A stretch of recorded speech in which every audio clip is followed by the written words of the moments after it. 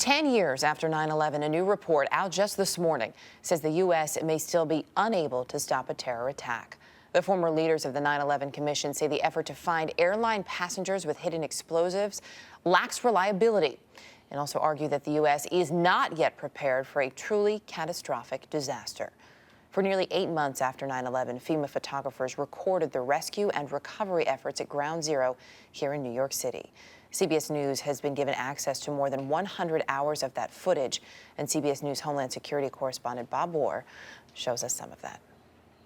10 years later, and the pictures are still overpowering. Raw images of a horror that remains hard to comprehend. Weary rescue workers, overwhelmed by the scope of the destruction, moving debris in a bucket brigade, and digging, oftentimes just with their hands, in a desperate search for survivors and trapped first responders.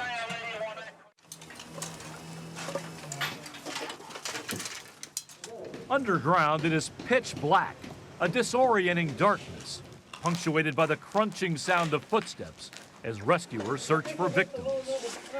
Guided by periodic shafts of light shining down through the carnage above, this team from Miami is tracing subway lines, looking for people who might have taken refuge when the Twin Towers were hit.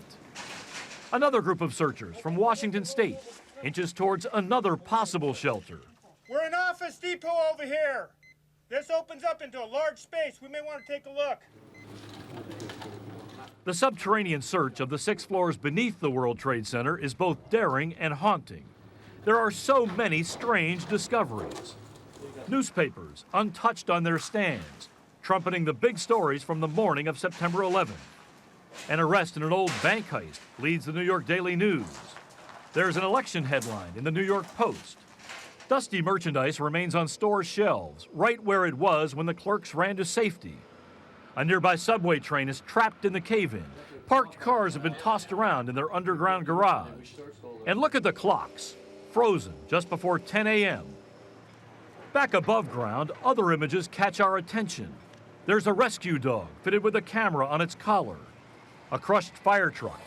Someone is identified by writing E34 for Engine 34 on its dusty frame. There are flags planted amidst the rubble, symbols of hope in our national time of despair. And small pieces from the first jetliner to hit the towers. This section of windows is from American Airlines Flight 11. The pictures confirm what most of us have long assumed. The crater at the World Trade Center site was hell on earth. A smoke and dust-filled maze of devastation that makes just getting around treacherous. Fire crews rigged bridges out of ladders to navigate what look like valleys of ruins.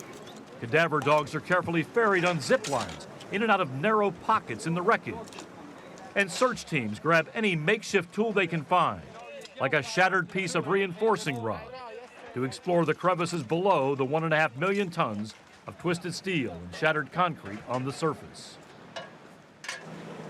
But the most defining image is the panorama of destruction and the last skeletal remains of the Twin Towers being brought down.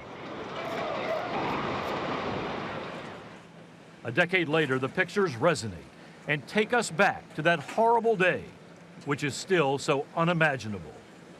Bob Moore, CBS News, Washington.